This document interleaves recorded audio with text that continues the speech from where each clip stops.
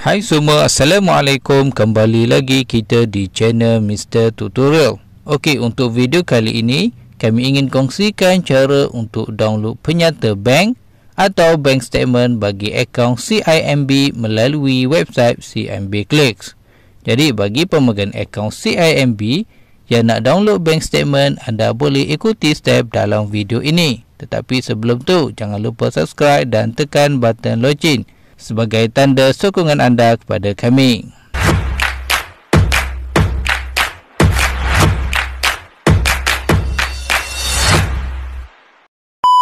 Okey, pertama sekali anda perlu ke website CIMB Clicks.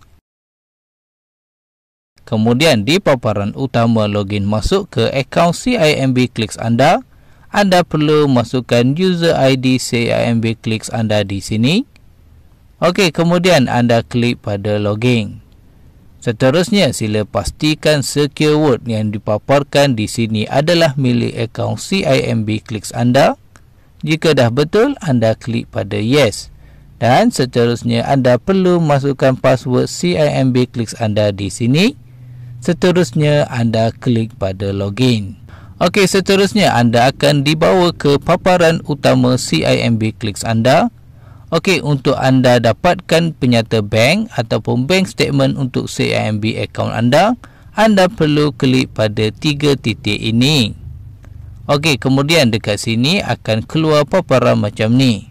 So, dekat sini anda perlu klik pada view download e-statement. Okey. Okey, kemudian akan keluar paparan macam ni. So, dekat sini anda klik pada month ini. So, di sini anda boleh view dan download bank statement untuk 9 bulan yang lepas tau. Bagus kan? Okey, jom kita try download bank statement untuk bulan lepas. So, kita klik pada bulan Ogos dan sistem akan automatic generate bank statement untuk bulan Ogos. Dan untuk anda download, anda boleh je klik pada lamban download ini dan dia akan automatic download. Dan dia akan buka macam ni. So, anda dah pun berjaya download bank statement untuk akaun CIMB anda.